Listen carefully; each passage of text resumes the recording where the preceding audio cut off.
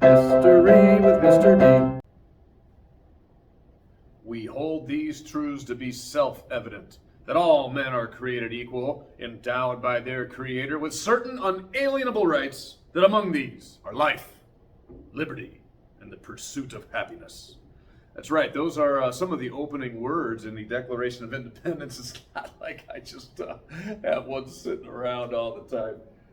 Right next to me, but hey, it's an important document, and we're talking about that in class. All right, today I want to talk about those concepts, right? And listen, before I get started, it's not like it's all yes and no, or black or white. You know, like it's not this or that. You know what I mean? It's not like the whole world is just like in black and white all the time.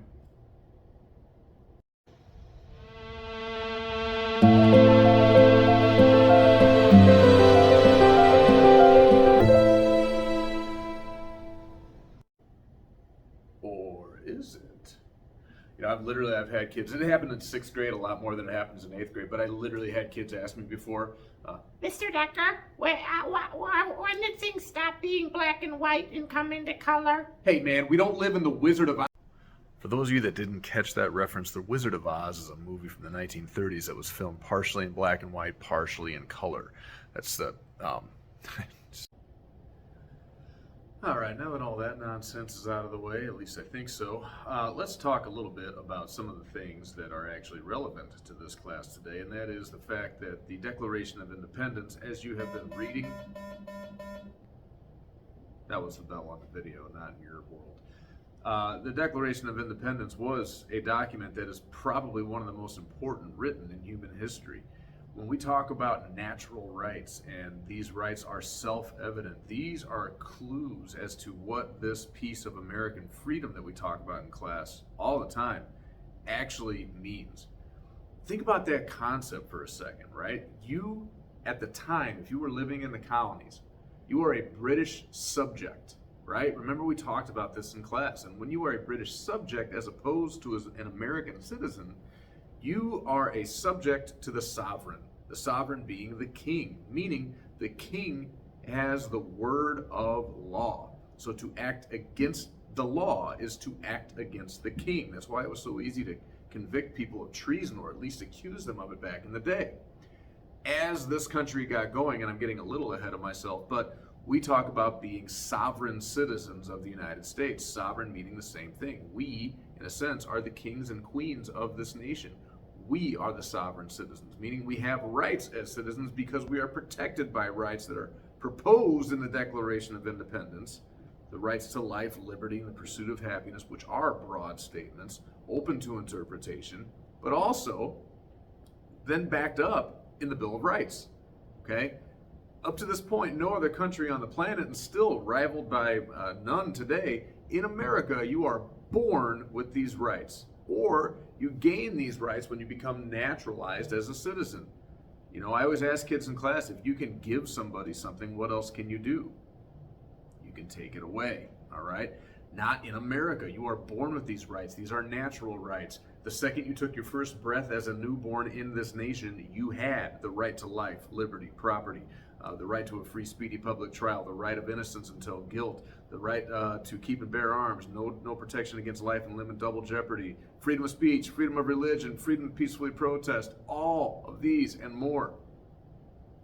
These natural rights are really important that are set forth in this document. They were inspired, okay, because of the situation happening in the colonies. Remember, you've got the Boston Tea Party, the Boston Massacre, the first shots fired at Lexington Concord. But did you realize that all these things were happening prior to the signing of the Declaration of Independence? I mean, it would be like, you gotta have timing, right? All of these things are taking place, all right? People are upset, people are rioting, a lot of things are out of hand. But timing is everything. You see, the Founding Fathers knew this, and it's like the other day when I gave you the assignment in class and I said, hey, summarize all these events, right? I gave you an assignment. Well, Thomas Jefferson got an assignment. His report was a little bit longer than yours, all right? But this is his summary of the events and the reasons why the people felt the way they felt. I've always joked that the Declaration of Independence is more like a breakup letter with the King of England than it is anything else, you know?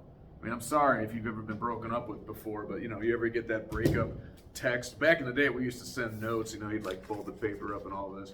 Nowadays, you guys probably break up via text, but either way, you know, it's like, Dear King, listen, this relationship isn't working out, okay? And it's not you, it's me. Except actually it's you. that's what the Declaration says anyways. It's like, dear King, here is a list of issues that we have with you. It's you. This relationship is going nowhere, and we can't go forward together. So we're probably both better off on our own. Think of it that way, right? It's like a long-winded breakup letter. Now, none of these things would be happening if it wasn't for a few different people, right? The setting has to be right. Let's talk about that. Stop! Sorry. Just wanted to make sure that I still had you with me there. You looked like you were glazing over a bit.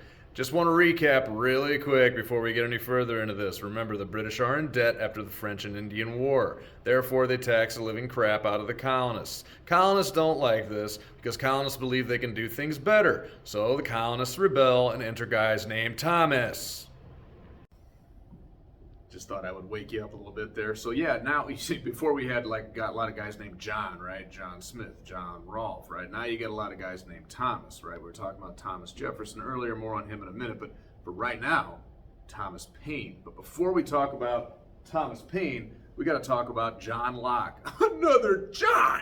All right, he was an Enlightenment thinker, a philosopher, all right? He started asking questions such as, you know, hey, what are these natural rights?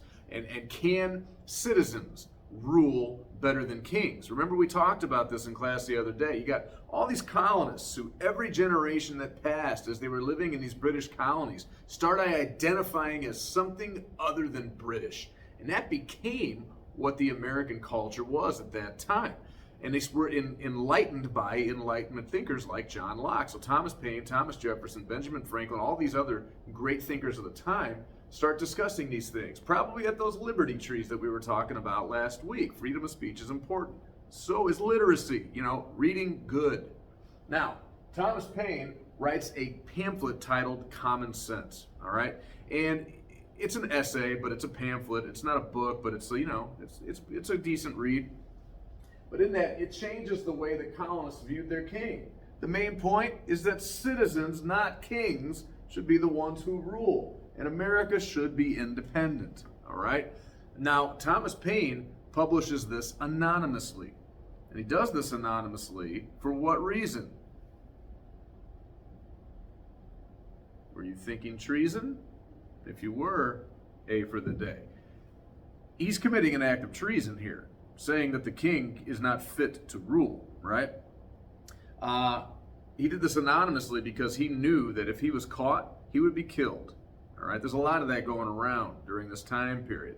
So Thomas Paine publishes a pamphlet called Common Sense, and it gets circulated throughout the colonies. And because colonists had a very high literacy rate and they were able to read and comprehend what they were reading, they started thinking and discussing this and said, you know what?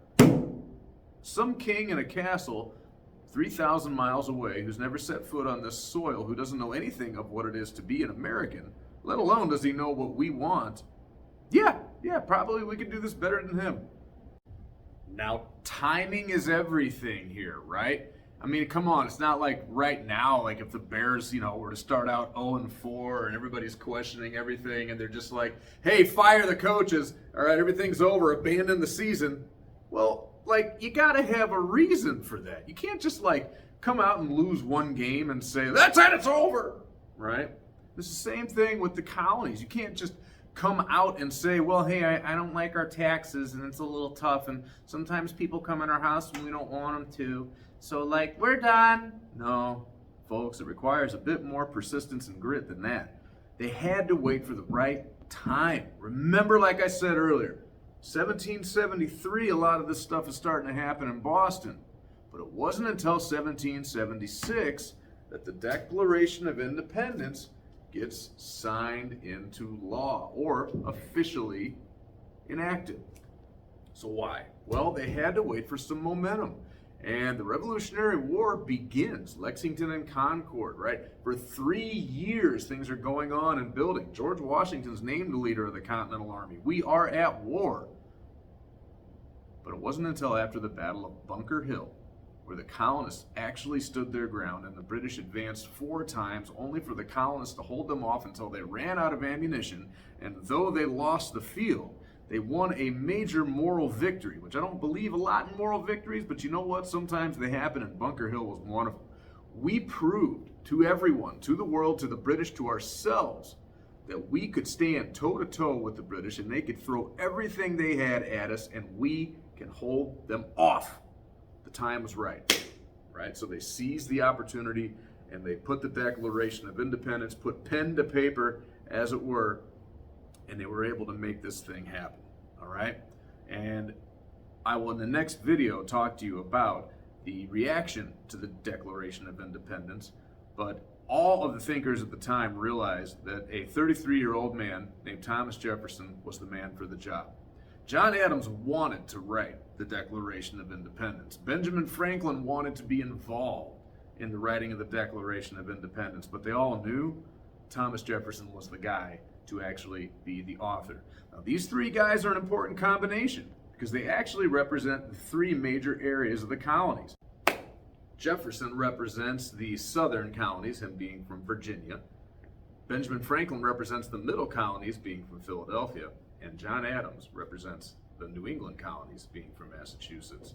In my next video, I'm going to talk to you about the process of writing it and the reaction. Those of you that have written papers before will know the feelings. Till next time, it's been History with Mr. D.